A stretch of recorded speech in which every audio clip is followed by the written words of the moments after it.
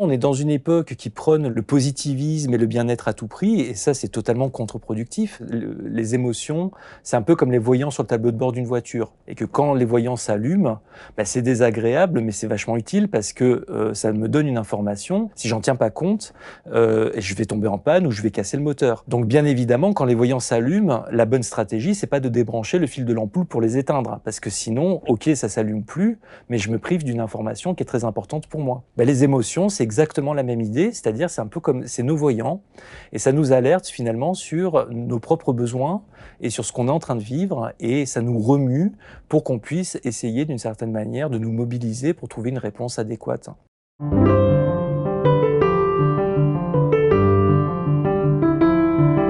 Notre esprit est parfois coincé, enfermé dans des mécanismes de répétition qui nous enferment. Comment avoir un esprit libéré? C'est ça le projet de Stephen Hayes, qui est un des plus importants psychothérapeutes aujourd'hui.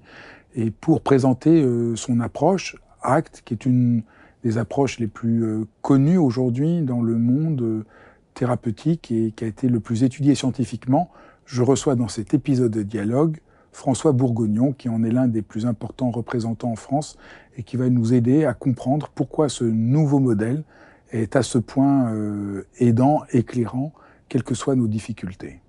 Bonjour François, je suis vraiment très content de te recevoir pour parler d'un livre qui est important pour toi, qui est important pour moi, qui est un livre un peu majeur, le livre de Stephen Hayes, Un esprit libéré, le guide de la thérapie d'acceptation et d'engagement, qui est vraiment un livre qui fait date et qui parle d'un changement de perspective des thérapies. Et c'est un modèle que tu défends toi-même. Tu as écrit le « Que sais-je » sur ACT, et tu es toi-même psychiatre et thérapeute qui emploie cette méthode. Donc merci beaucoup de venir pour présenter ce livre. Alors, la grande idée au cœur de ce livre, c'est que sur ce qui nous rend heureux et que faire avec nos difficultés et nos douleurs, on a en gros pas la meilleure approche en général. Oui, tout à fait. C'est vraiment le point de départ, on va dire, de l'approche. Donc, on dit ACT pour Acceptance and Commitment Therapy, c'est un acronyme anglo-saxon. Donc, c'est traduit par thérapie d'acceptation et d'engagement. Et vraiment, le postulat de départ, effectivement, c'est de considérer que quand on doit faire face à des événements difficiles et à l'adversité en général, on a tendance à être emporté dans une réactivité automatique qui est du côté de la lutte ou de l'évitement, et que cette réactivité-là, en fait, très souvent joue contre nous. Et parce qu'on va être souvent en conflit, notamment vis-à-vis de ce qu'on ressent, et que le fait d'être en lutte ou dans l'évitement vis-à-vis de ce qu'on ressent, ben ça va nous prendre toute notre énergie, ça va pas du tout être efficient, opérant, et ça va nous empêcher par ailleurs de développer des réponses qui sont des réponses en accord avec ce qu'on porte en nous et qui sont opérantes. Pourtant, ça semble, si je suis angoissé, Oui, la première chose, c'est j'ai envie de trouver un truc pour ne plus être angoissé. tout à fait. Eh ben, j'ai tort. C'est ça, en gros. Pour résumer, en gros, Oui. c'est un peu... donc j'ai tort, mais il y a des bonnes raisons Oui. qui me conduisent à tout faire pour ne pas sentir que je suis angoissé. Oui, ben, disons que personne n'a envie de ressentir de l'inconfort émotionnel, donc c'est tout à fait naturel finalement de ne pas vouloir être en contact avec quelque chose de pénible. Mais c'est pas une bonne idée, parce que en fait, quand on est un être humain, on est traversé par tout un ensemble de sensations pénibles, d'émotions inconfortables, et que ça fait partie du fonctionnement psychologique normal. Donc par exemple, c'est tout à fait normal de ressentir de la colère, de la tristesse, de l'anxiété dans certaines situations. Et non seulement c'est normal, mais c'est inévitable, hein, de la même façon que si on me tape sur la main avec un marteau, je vais avoir mal. Donc c'est inévitable. Et puisque c'est inévitable, finalement, il y a mieux à faire que de chercher à l'éviter. Et ce mieux à faire, ça va être de dégager l'énergie de la lutte contre nos ressentis pour pouvoir la mettre au service de ce qui compte réellement pour nous. Donc c'est vraiment un changement total de perspective, en fait. C'est vraiment plutôt que de chercher en permanence à me sentir confortable, ben, l'enjeu, ça va plutôt d'essayer de répondre habilement à ce que je vis, même en présence de la souffrance. J'interromps quelques secondes l'épisode pour vous dire merci. Si vous êtes sur ma chaîne et vous êtes si nombreux à écouter Dialogue, c'est que vous êtes intéressés à prendre soin de vous, à avoir souci du monde, à vouloir développer plus d'affection, de tendresse, de chaleur dans ce monde qui en a bien besoin. Et si vous voulez être au courant de tout ce que je propose, de dialogues, de cours, de rencontres, c'est tout simple. Inscrivez-vous à ma newsletter en cliquant sur le lien ci-dessous et vous recevrez même un petit cadeau. Voilà, je reviens maintenant à la suite de ce dialogue. Alors moi, c'est évidemment un livre et un travail qui m'a beaucoup marqué, et ça va à l'encontre de tout ce qu'on nous raconte à longueur de journée, où il faudrait cultiver les émotions positives et éviter les émotions négatives. Donc voilà, on nous répète inlassablement, soyez positifs, évitez les émotions négatives. Donc cette idée-là, elle est complètement fausse, parce que du coup, il n'y a pas, en réalité, ACT montre qu'il n'y a pas d'émotions négatives. Ça, au contraire, ça c'est une croyance qui nous empêche de nous relier. Il y a des émotions difficiles, douloureuses, pénibles, mais elles ont une raison d'être, elles ne sont pas du tout négatives, elles ont une raison d'être. Et ça, c'est un changement déjà profond de perspective. Oui, moi j'aime beaucoup. Alors, en thérapie d'acceptation et d'engagement, je pense qu'au cours de notre échange, je vais t'en donner plusieurs. Il y a beaucoup de métaphores et beaucoup d'exercices. Et au sujet des métaphores, moi la métaphore que j'adore, c'est de dire en fait, les émotions, c'est un peu comme les voyants sur le tableau de bord d'une voiture. Et que quand les voyants s'allument, bah, c'est désagréable, mais c'est vachement utile parce que ça me donne une information. Et si j'en prends pas compte, si j'en tiens pas compte, je vais tomber en panne ou je vais casser le moteur. Donc bien évidemment, quand les voyants s'allument, la bonne stratégie, c'est pas de débrancher le fil de l'ampoule pour les éteindre, parce que sinon, ok, ça s'allume plus, mais je me prive d'une information qui est très importante pour moi. Donc, bien entendu, la bonne stratégie, c'est de prendre en compte l'information qui m'est délivrée par les voyants et d'agir en conséquence pour éviter de tomber en panne.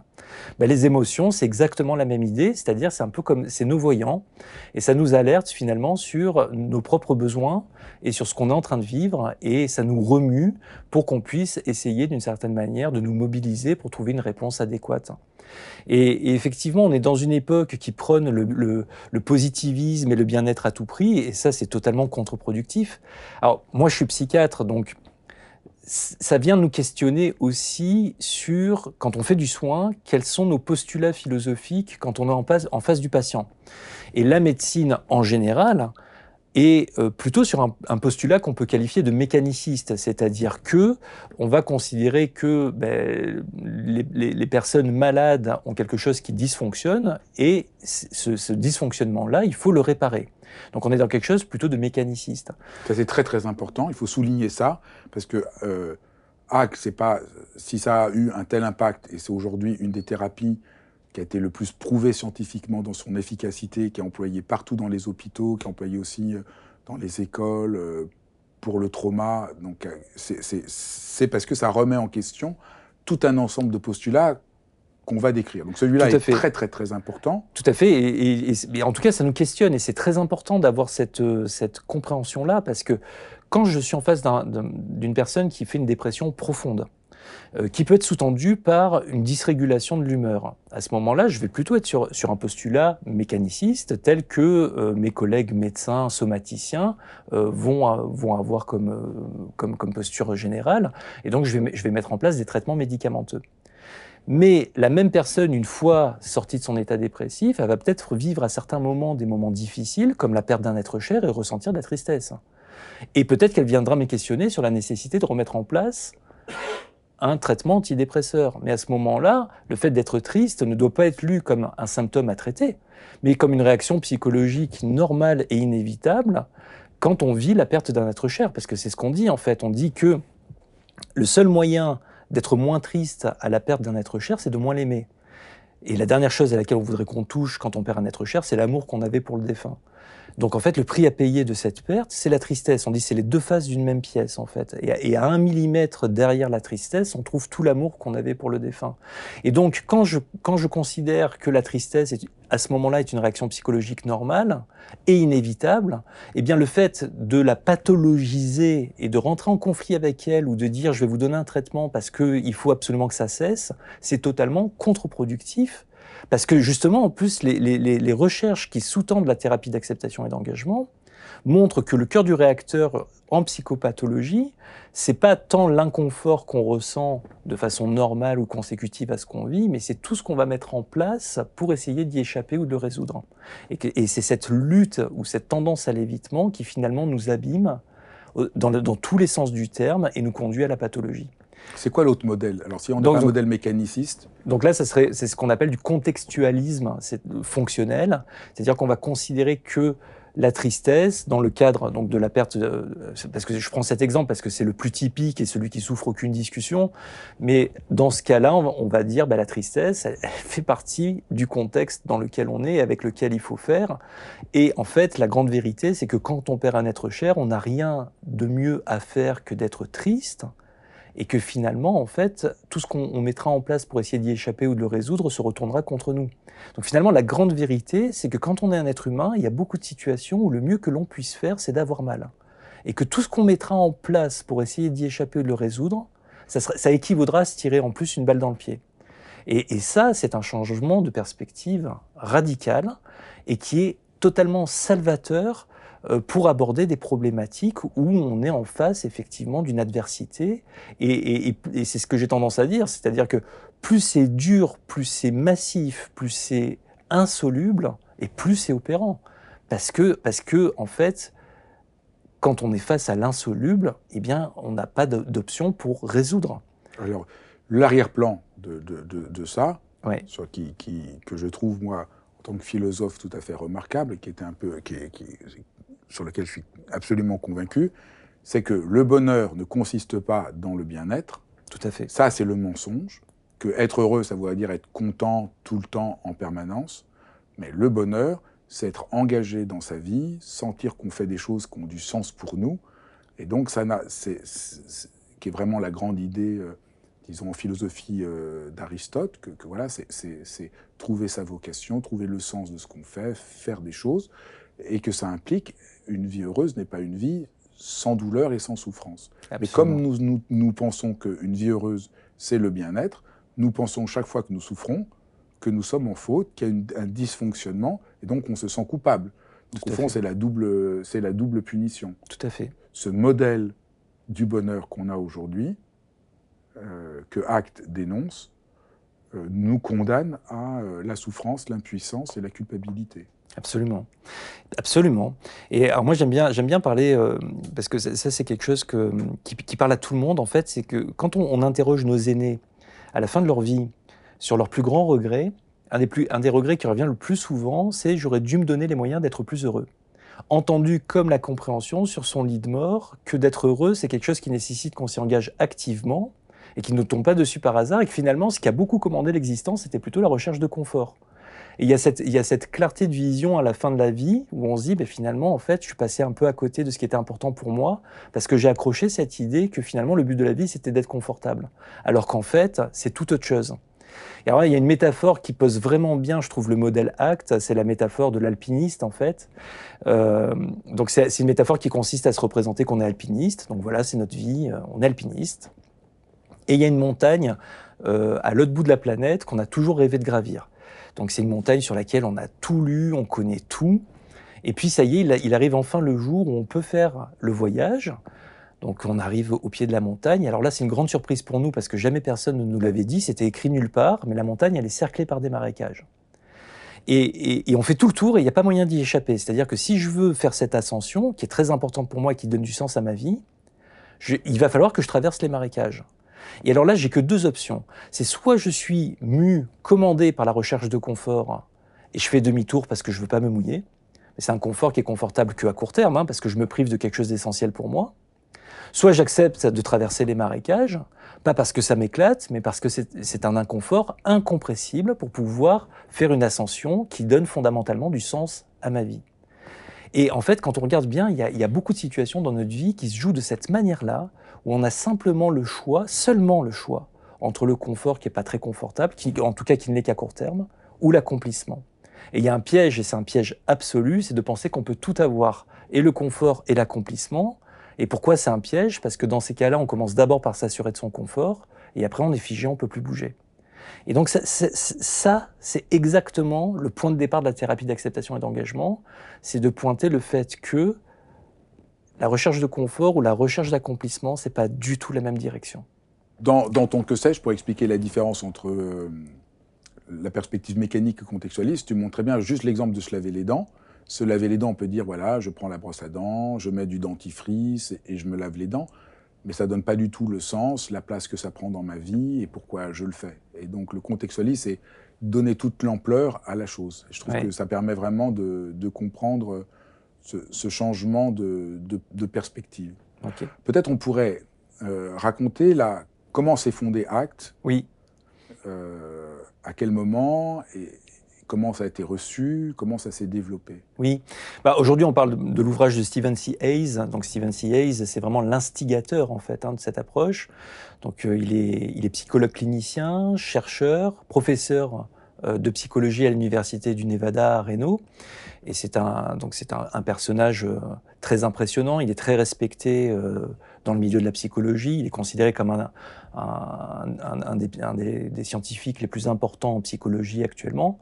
Aujourd'hui, il est né en 48, donc il a 75 ans. Il a écrit des centaines d'articles scientifiques, donc dans des revues à comité de lecture, et puis aussi une cinquantaine d'ouvrages. Donc il est extrêmement prolifique. Voilà. Et ce livre-là, c'est le seul livre grand public. Les autres livres, c'est des ouvrages très techniques. Ouais. Et il a vraiment, à la fin de sa vie, c'est un livre qu'il a publié il y a quelques années, c'est le premier livre où il essaye il fait le bilan de son travail pour le grand public. Tout à fait. Et donc il explique du coup comment il a commencé finalement à travailler, enfin comment ont commencé ses travaux et ce changement de perspective. Et donc il dit que c'était vraiment au tout début des années 80. Parce que ce qu'il faut savoir, c'est que la thérapie ACT, c'est une thérapie qui est quand même d'apparition récente, parce que le premier livre qui présente la méthode, qu'il a écrit avec deux de ses collègues, c'est 1999. Et donc ça, c'était aux États-Unis, et le livre en question, à ma connaissance, il n'a jamais été traduit en français. Donc le temps que la thérapie ACT arrive en France, ça a encore pris quelques années.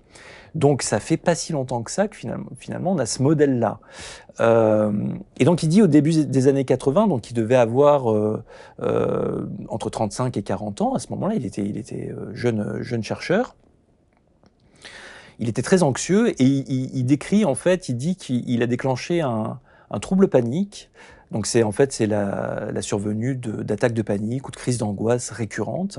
Alors il dit que c'est arrivé après un conflit professionnel dont, je cite, un conflit professionnel d'une violence dont, je cite, seuls les bêtes féroces et les professeurs d'université en sont capables. Et donc il dit qu'après ce conflit professionnel, il a commencé à présenter des crises d'angoisse dévastatrices.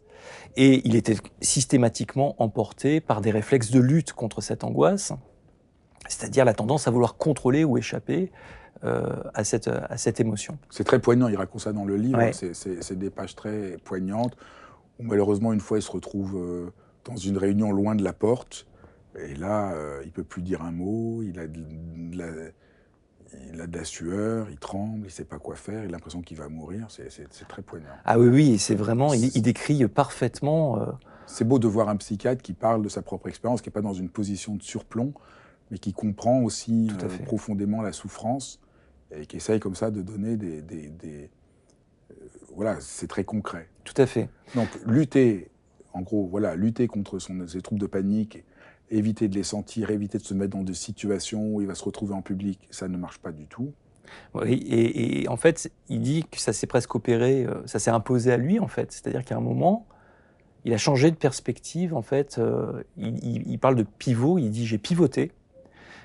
Et j'ai arrêté d'être en conflit avec mon émotion, mais je l'ai considéré comme quelque chose qui me traversait et qui faisait partie de mon expérience, mais que je pouvais accueillir au lieu d'être en conflit ou de chercher à y échapper. Et ce changement d'orientation mentale vis-à-vis de ses propres ressentis, en fait, pour lui, ça a été le point de départ des développements qu'on suivit et des recherches qu'il a menées et qui constituent la base scientifique sur laquelle prend corps la thérapie d'acceptation et d'engagement. Alors pourquoi ça a un tel impact aujourd'hui, puisque voilà, vous êtes très nombreux aujourd'hui, les psychiatres, à vous revendiquer d'Actes, ça s'étend dans le monde, c'est vraiment un des modèles thérapeutiques qui a le plus... qui connaît la plus forte croissance et le plus de validation scientifique. Oui, alors c'est un modèle il est comportementaliste au départ, donc il y a cette culture dans la grande famille des thérapies comportementales et cognitives de mettre au banc de l'essai de la recherche les principes qui sont amenés. Donc c'est vraiment une thérapie qui est fondée dans la méthode scientifique et en lien constant avec la recherche. Ce qui est très intéressant, je trouve, c'est d'observer que entre le début des années 2000 et 2020 à peu près, il y a eu au bas mot quelque chose comme à peu près 1 millier de publications scientifiques au sujet de la thérapie d'acceptation et d'engagement. Et en fait, le nombre de publications a littéralement explosé depuis 3-4 ans. Donc ça témoigne en fait de l'engouement actuel que suscite cette approche, parce qu'il y a un nombre de publications qui a véritablement explosé depuis 2020 à peu près. Donc ça, c'est assez intéressant de l'observer. Et pourquoi c'est important? Parce que c'est ce que je te disais au début, c'est de dire que la psychiatrie, ça existe. Et donc oui, il y a des troubles qui vont nécessiter des stratégies médicamenteuses, qui vont nécessiter des outils psychoéducatifs particuliers, mais la psychologie aussi. Et on n'est pas tout à fait dans les mêmes postulats philosophiques quand on fait de la psychiatrie ou quand on fait de la psychologie. Et il y a des formes de troubles qui sont complètement imbriquées entre des processus biologiques et des processus psychologiques.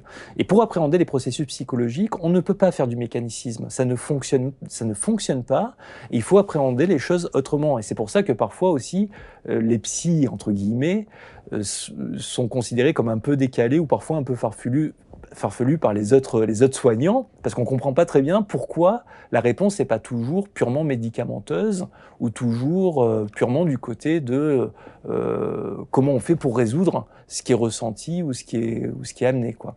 Mais parce que effectivement, on va à certains moments changer notre façon d'appréhender les difficultés qui sont amenées par les patients. Donc c'est une grande révolution par rapport aux thérapies comportementales qui, moi, ne m'avaient pas du tout intéressé, que je trouvais très simpliste, assez mécanique. Enfin bon, je suis désolé pour tous ceux qui ne sont pas d'accord avec moi, mais disons, ce qui m'a beaucoup frappé quand j'ai découvert ACT, voilà, puisque c'est moi qui avais publié le livre de Stephen Hayes en grand format, ça m'a vraiment enthousiasmé. Je trouvais enfin un modèle qui philosophiquement, je trouvais, tient le coup, pour cette révolution qu'on a parlé du bonheur, et qui corroborait, disons, l'expérience que je pouvais faire dans la méditation, que c'est entrer en rapport à ce qui est douloureux, qui nous et toute ma critique du bien-être que je trouvais mise en forme. Donc ça a été vraiment, je pense, une grande révolution pour ça. Peut-être on pourrait expliciter, parce que le terme reste des fois mal compris, ce que veut dire cette acceptation. Parce que c'est un mot qui a beaucoup de densité dans le modèle, et ça ne veut pas juste dire accepter au sens banal du terme. Tout à fait. L'acceptation, oui, alors on va travailler plusieurs processus thérapeutiques en thérapie d'acceptation et d'engagement, et l'acceptation en est un. Et le mot accepter, c'est un mot très difficile à manier dans un contexte de soins ou psychothérapique, parce que très souvent, ce mot-là est entendu comme baisser les bras, se résigner ou être d'accord avec. Et d'ailleurs, ce sont des acceptions du mot accepter. En langue française, on peut utiliser le mot accepter pour dire baisser les bras, se résigner ou être d'accord avec. Mais bien évidemment, dans un contexte de soins, par rapport à la douleur, le deuil, la maladie, les traitements, c'est pas du tout dans le sens d'être d'accord avec ou de baisser les bras qu'on va l'employer. Et donc, on va parler plutôt d'acceptation active, en fait, entendue comme faire. Alors, moi, j'ai pas trouvé de façon plus simple de le dire que faire avec ce qu'on ne peut éviter ou changer. Voilà, faire avec ce qu'on ne peut éviter ou changer. Et en fait, il y a un scoop là-dedans, c'est que dans notre vie, il y a des choses sur lesquelles on peut agir et d'autres pas, qu'on peut pas tout contrôler, c'est aussi simple que ça. Et que si je cherche à contrôler l'incontrôlable ou à éviter l'inévitable ou à résoudre l'insoluble, eh bien, non seulement je ne peux que faillir, je perds une énergie folle. Cette énergie, elle renforce la négativité de ce que je ressens, et en plus, elle est perdue, et je ne peux plus la mettre au service de ce qui est important pour moi. Donc c'est une quadruple peine, en fait. Donc l'acceptation active, c'est effectivement au cœur du modèle, et ça vient contrer ce qu'on appelle l'évitement expérientiel problématique, qui est le cœur du réacteur en psychopathologie selon la thérapie d'acceptation et d'engagement. Et c'est cette tendance à vouloir, à tenter d'échapper ou à contrôler sa propre expérience. Et donc l'acceptation, c'est aussi beaucoup sur un sens émotionnel.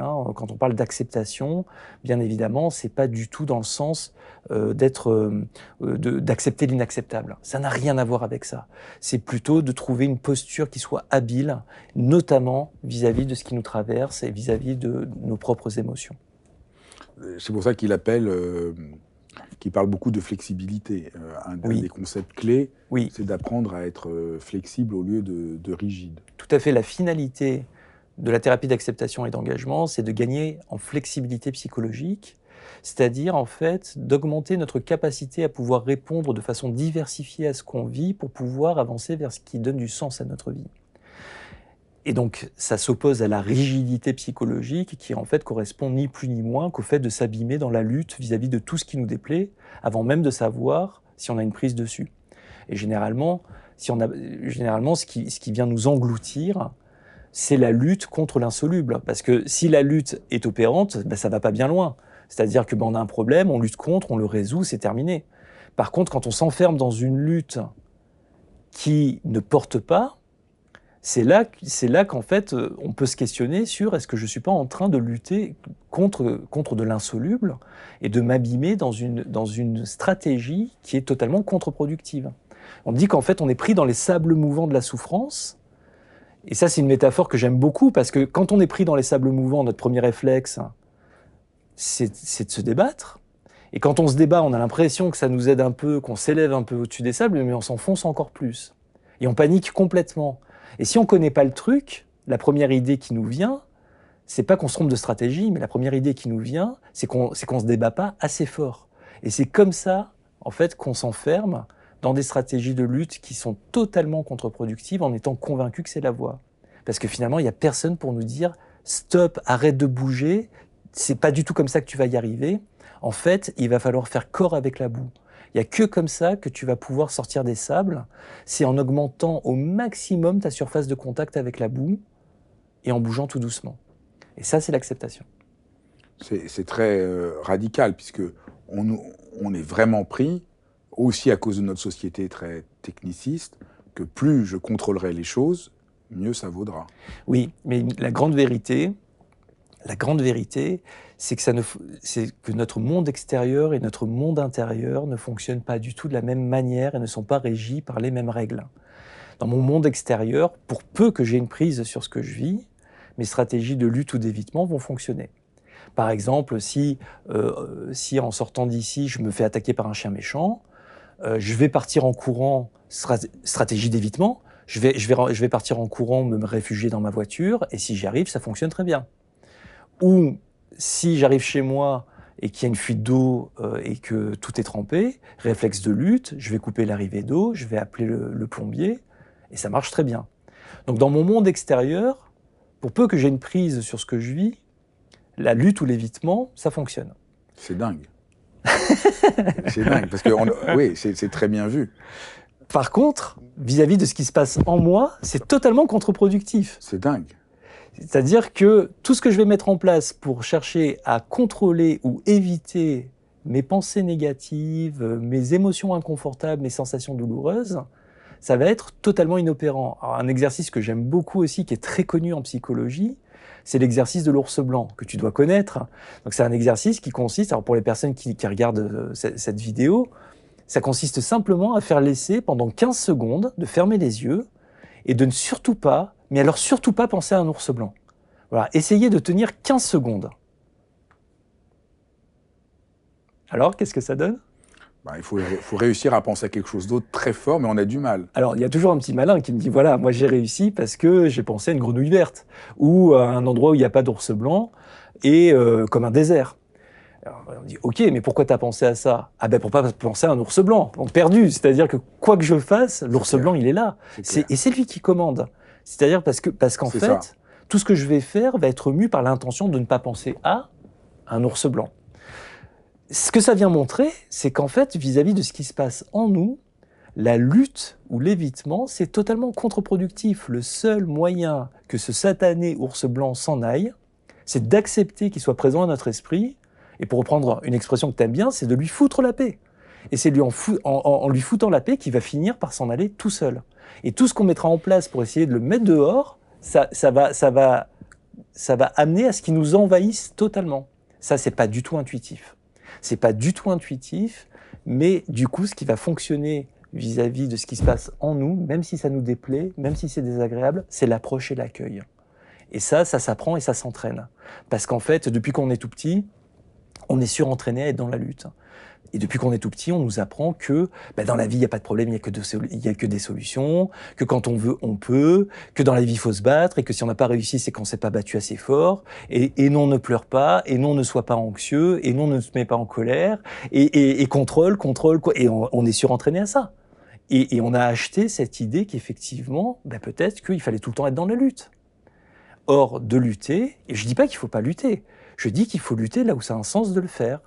Mais là où ça se retourne contre nous, il faut savoir faire d'autres choses. Et vis-à-vis de ce qui se passe en nous, il faut absolument connaître la stratégie d'acceptation.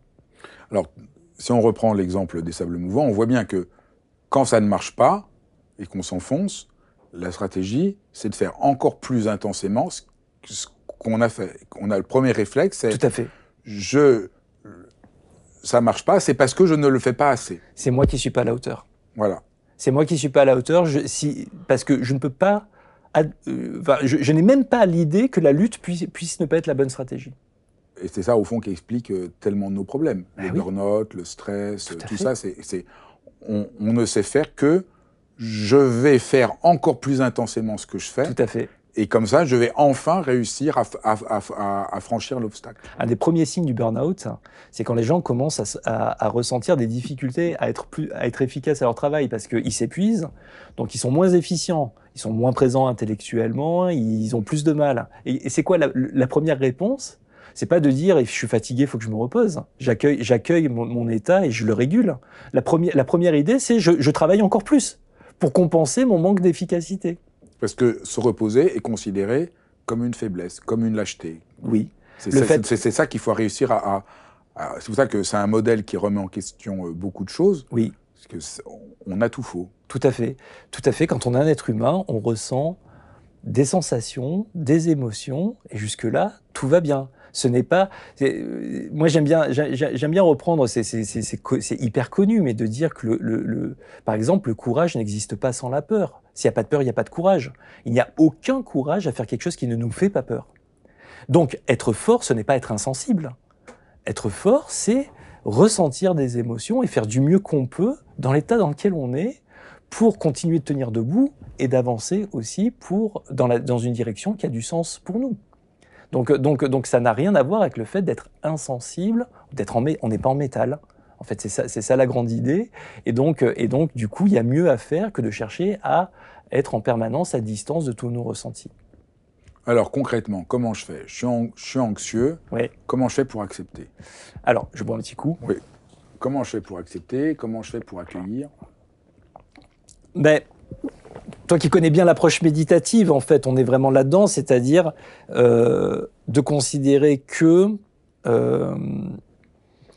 déjà, peut-être de comprendre intellectuellement que le fait d'être en conflit avec mes émotions, c'est pas une bonne stratégie. Déjà, moi, parce que souvent, les gens ont besoin aussi de comprendre intellectuellement pourquoi on va leur demander de se mettre en contact vis-à-vis de ce qui leur déplaît. Parce que si on leur dit non, alors bougez pas, vous n'êtes pas bien, mais restez avec ça, parfois, c'est un peu compliqué. Ils peuvent se dire, il a craqué. Surtout que les gens, généralement, quand ils viennent nous voir, c'est qu'ils sont en recherche active de solutions. Donc, en fait, un outil très important en thérapie d'acceptation et d'engagement, c'est ce qu'on appelle l'analyse de la lutte, en fait. C'est-à-dire, jusqu'à présent, qu'est-ce que vous avez fait pour résoudre votre anxiété ? J'ai pris des médicaments, j'ai fait beaucoup de sport, et comment ça a fonctionné ? À court terme, je me sens mieux, mais à moyen et à long terme, ça revient. Ok, alors après, qu'est-ce que vous avez fait ? Des fois, je consomme un peu d'alcool. Ok, ça marche ? À court terme, oui, je me sens mieux, mais à moyen et à long terme, ça revient. Ok, qu'est-ce que vous pouvez faire d'autre ? Je m'absorbe dans le travail. pour me distraire. Et alors ça marche. Ben, à court terme, ça marche quand je travaille, mais à moyen et à long terme, ça revient tout. Donc, on fait l'analyse de la lutte. Moi, on peut faire ça pendant des heures. Et qu'est-ce qu'on fait quand on fait ça? En fait, on est en train de pointer les sables mouvants, c'est-à-dire tout ce que je mets en place pour essayer d'échapper à mon anxiété ne fonctionne qu'à court terme, mais à moyen et à long terme, ça me prend de l'énergie et l'anxiété est toujours là. Et pendant que je fais ça, je suis très loin finalement de ce qui a du sens pour moi. Et donc de comprendre que je suis pris au piège. Je ne suis pas défaillant, mais je suis pris au piège dans des stratégies qui se retournent contre moi. Et de commencer à comprendre ça et à le voir, c'est-à-dire à réinjecter c'est pas le mot, mais de l'intelligence dans ce que je suis en train de vivre. Ça y est, je comprends les cercles vicieux dans lesquels je suis. Et donc ça, c'est la première étape. Ça, c'est la première étape. Et c'est très important, parce que tu as passé vite dessus, mais ce que tu dis est très important, dans la perspective d'acte, mais disons, plus largement, parce que c'est une conception philosophique qui m'anime depuis toujours, nous ne sommes pas en faute de ne pas réussir, nous sommes juste pris au piège. Tout à fait. Par une mauvaise compréhension. Et ça, c'est complètement libérateur. Absolument. Ça, c'est vraiment le premier point. Nous vivons dans une société qui, devant toute défaillance, nous rend coupables. Oui. Tout le modèle dont on parle, c'est nous ne sommes pas coupables, nous avons juste le mauvais mode d'emploi. C'est ça. Et donc, on fait les choses, comme moi j'aime beaucoup dire, avec les meilleurs sentiments, avec la meilleure volonté. Ce qu'on fait nous enferme au lieu de nous libérer. Mais c'est pas parce qu'on est mauvais, c'est parce qu'au contraire, on veut bien faire. On veut absolument bien faire. Tout à fait. Donc ça, c'est très très important de voir ça, parce que c'est très déculpabilisant. Donc ça, c'est la première étape. La deuxième étape. Donc la première étape, c'est ça. C'est vous n'êtes pas défaillant, vous êtes piégé. Et la deuxième étape, c'est de dire qu'est-ce que je peux faire de mieux, d'autre, de plus opérant, de plus pragmatique, que de continuer à m'abîmer dans cette lutte qui se retourne contre moi. Et là, tout l'enjeu, ça va être de considérer qu'effectivement, puisque tout ce que je mets en place pour échapper à l'anxiété, ça se retourne contre moi, peut-être que finalement, cette anxiété, il va falloir que je l'accueille pour pouvoir au moins récupérer l'énergie de la lutte et la mettre au service d'actions qui sont importantes pour moi et qui donnent du sens à ma vie. Donc, déjà, comprendre intellectuellement ce changement de rapport, de dire, ok, je comprends pourquoi à un moment, il va falloir peut-être que je travaille à être plus accueillant, plus acceptant vis-à-vis de mes ressentis inconfortables. Mais après, c'est pas parce que je l'ai compris que c'est gagné. Donc là, voilà, il y a tout un apprentissage. Voilà. Évidemment, moi, j'en revenais pas, puisque c'est vraiment pour moi l'expérience de la méditation. Et c'est évidemment pourquoi je suis tellement critique avec une grande part de la méditation, puisque on pourrait dire aujourd'hui 90% de comment la méditation est présentée, c'est comme un évitement expérientiel. Je vais méditer pour essayer d'être calme, je vais méditer pour pas sentir mon expérience, pour être plus efficace, pour être plus performant. Donc tout ce que je dénonce tout le temps, que tu connais depuis des années, est corroboré par tout ce travail thérapeutique qui a été pour moi vraiment voilà, une confirmation de mon travail. On marche sur la tête. C'est-à-dire la méditation qui visait originairement à accueillir ce qui se passe en jugement et d'accepter d'être blessé, accepter d'avoir mal, de rentrer en rapport avec ça, avec toute une stratégie d'attention, de bienveillance, d'écoute, de rencontre, c'est transformé en son contraire, c'est dire à quel point le modèle inverse aujourd'hui est dominant. Par la méditation, je ne vais rien sentir, je vais me contrôler, je ne vais pas penser à l'ours blanc. On voit bien que les gens veulent tous méditer pour essayer à être calme, Absolument. pour ne pas avoir de pensée. Et évidemment, ça ne marche pas. Et donc, on comprend que les gens méditent et sont déçus, ou on leur vend du rêve, en leur disant si c'est parce qu'ils sont coupables qu'ils ne font pas assez, et que s'ils faisaient plus, ça marcherait. Mais c'est radicalement faux à la base. Et donc, au fond, tout l'engagement que j'ai de la transmission de la méditation, on se rejoint dessus, c'est de se libérer de cette fausse perspective qui est en réalité extrêmement dangereuse. C'est pour ça que je dis souvent, la méditation aujourd'hui, c'est plus négatif et plus malheureux qu'aidant, puisque tant qu'elle ne permet pas de surmonter cet évitement expérientiel, c'est un piège. Ça renforce le piège. Ça nous enferme encore plus dans les sables mouvants. Tout à fait. Tout à fait. La méditation, c'est absolument pas être dans le contrôle et l'évitement, c'est tout le contraire. C'est tout le contraire, c'est plutôt être dans l'approche, l'accueil et la stabilisation au contact de ce qui est là. Et effectivement, c'est quand même extraordinaire de voir aussi que le modèle de la société contemporaine a réussi à récupérer la méditation et à le mettre au service de sa propre logique. Alors qu'en fait, justement, et pourquoi, justement, en thérapie, l'approche méditative ou l'approche ACT, ça nous semble très pertinent, parce que ça nous semble être un antidote aussi, au travers de notre époque et de ce qui vient appuyer sur notre réactivité automatique et cette tendance à vouloir en permanence échapper ou lutter contre ce qui nous déplaît, quoi. Donc c'est d'ailleurs pour ça, je pense que la méditation, la thérapie ACT sont des approches qui trouvent un écho particulier aujourd'hui. C'est parce qu'il y a quelque chose de l'ordre de l'antidote quand même. Il y a quelque chose de l'ordre de, voilà, on voit bien que ça va nous aider à rééquilibrer un petit peu les choses parce qu'on est parti, bon, tous les curseurs sont au maximum du côté du contrôle, de l'évitement, de tout ce qui nous rend malade. Donc la méditation, c'est une bonne manière de mettre en application l'acceptation. Et après, il y a un autre aspect qui est central au modèle ACT, oui. C'est l'engagement. Oui, mais juste, oui. Si je peux juste apporter un éclairage aussi là-dessus, la méditation est un formidable moyen de travailler au moins 4 processus qu'on travaille dans l'acte, que sont l'instant présent, le soi comme contexte, l'acceptation et la diffusion, qui correspond au fait d'observer ces pensées avec distance, de les reconnaître en tout cas en tant que telles, en tant que pensées. Pour autant, le fait de méditer de façon très formelle, c'est quelque chose qu'on peut utiliser dans le soin, mais qu'on ne peut pas utiliser en aigu dans le soin. C'est-à-dire que des personnes qui sont en dépression, qui sont avec des crises d'angoisse itératives, etc., c'est pas du tout le bon moment de leur proposer de méditer.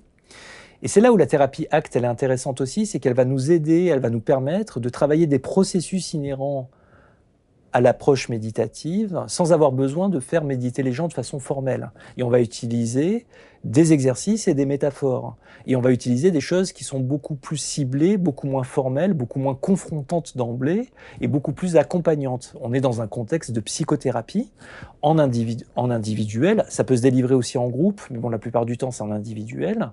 Et donc, c'est ça que je trouve très intéressant avec l'approche ACT, c'est qu'elle nous permet justement de pouvoir travailler des processus inhérents à la méditation sans avoir besoin de faire méditer les gens. Et d'ailleurs, ça ne serait pas bienvenu de les faire méditer dans certaines situations. Ça, c'est très clair. C'est très important de dire. Ouais. La méditation, quand elle est présentée, comme j'essaye de le faire avec cette approche-là, c'est formidable pour des gens qui ont juste des difficultés ordinaires.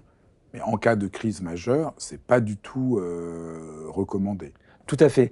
Nous, la méditation dans le soin, vraiment, c'est en prévention de la rechute. Pour des patients stabilisés, c'est vraiment comme ça qu'il faut l'entendre. Alors, il se trouve que moi, je suis psychiatre et que j'utilise parfois des outils issus de la méditation, mais je suis en position de le faire et je fais d'autres choses et c'est sécurisé.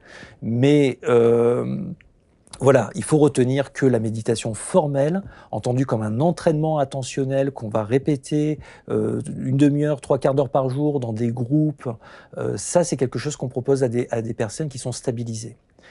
Mais n'empêche que l'acceptation, la diffusion, tout ça, c'est immensément thérapeutique. Et heureusement, grâce à l'acte, on peut le travailler autrement qu'en proposant des pratiques qui peuvent être trop confrontantes pour des patients qui sont en aigu. Donc ça, c'est génial. Ça, c'est sûr que moi, je suis convaincu par l'acte. Hein. Et comme tu dis, en plus, elle vient apporter tout un axe autour de ce qu'on appelle les valeurs et l'engagement dans l'action. C'est-à-dire que ça vient compléter en plus le modèle en proposant de travailler très directement ce qu'on appelle les valeurs, c'est-à-dire les valeurs, il faut l'entendre comme les grandes orientations que porte notre cœur. C'est un peu notre boussole interne et c'est les directions qui, quand on agit en accord avec ces directions, on a un sentiment d'alignement, on se sent aligné et on a le sentiment d'avoir une vie qui a du sens et qu'on s'accomplit. Et en fait, cette notion de valeur, elle est essentielle parce qu'aujourd'hui, dans notre société actuelle, on raisonne beaucoup en termes d'objectifs. Et depuis tout petit, on nous dit que dans la vie, il faut se fixer des objectifs, sinon on n'avance pas.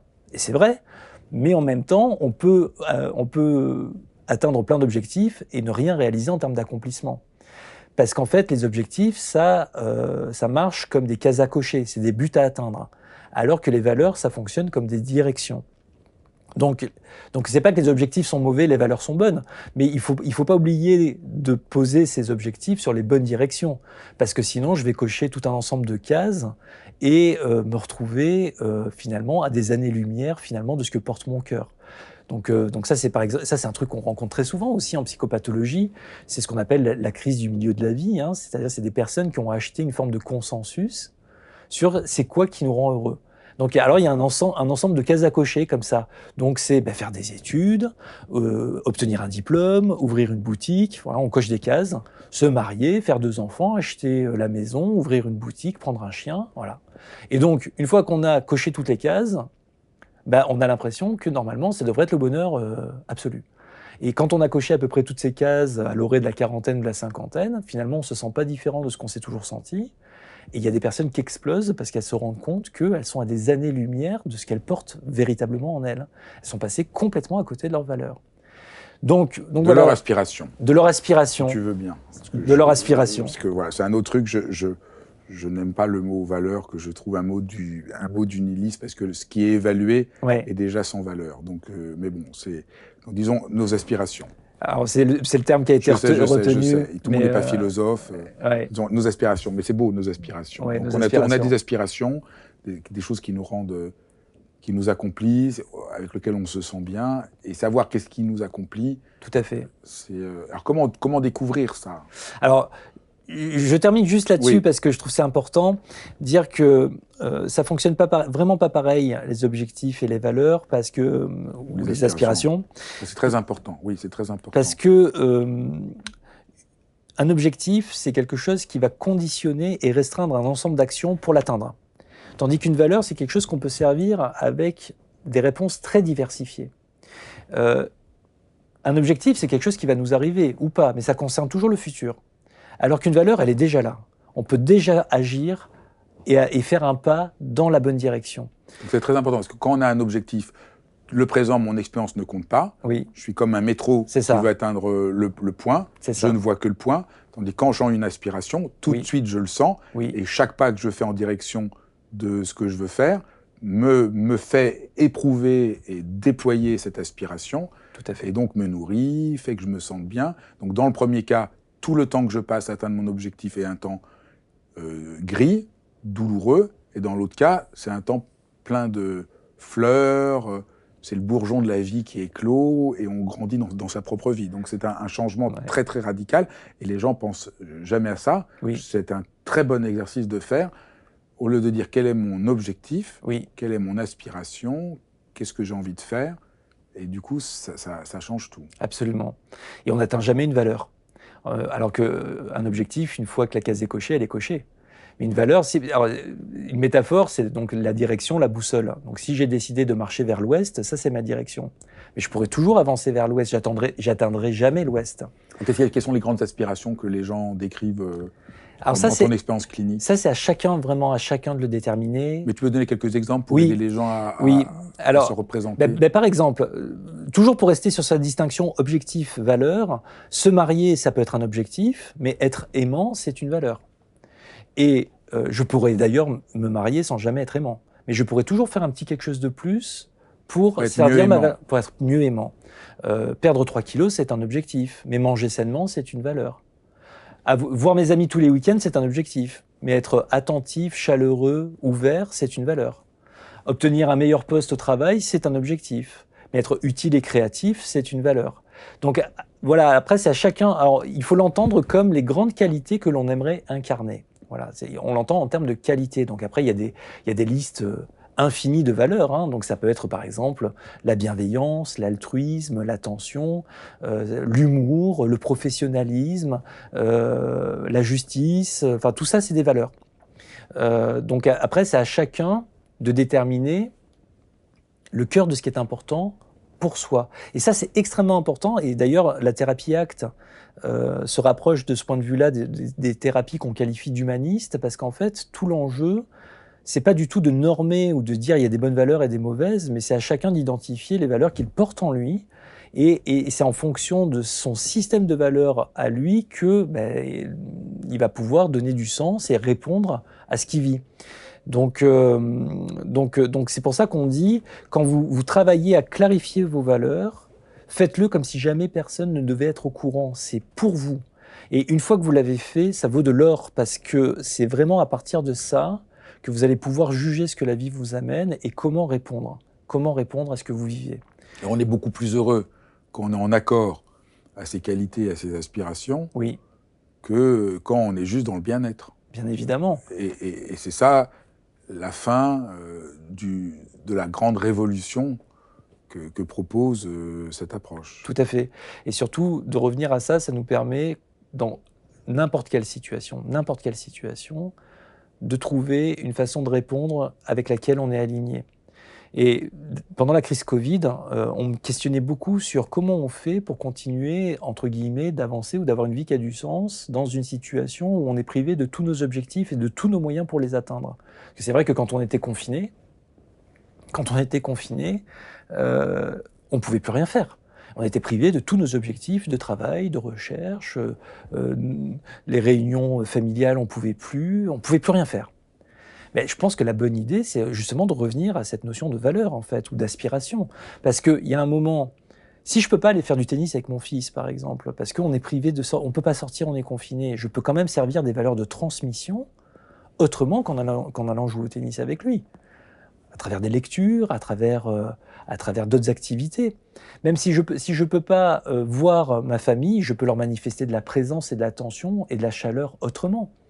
Donc en fait, ça nous rend créatifs aussi d'être au clair avec nos valeurs, parce que ça nous permet de trouver des réponses très diversifiées à ce qu'on vit, et de pouvoir trouver toujours une manière de faire ne serait-ce qu'un petit pas, mais un petit pas quand même, qui nous amène dans la bonne direction. Donc ça ne rend pas tout formidable, mais ça nous permet quand même de rester alignés. Merci François, c'est vraiment formidable.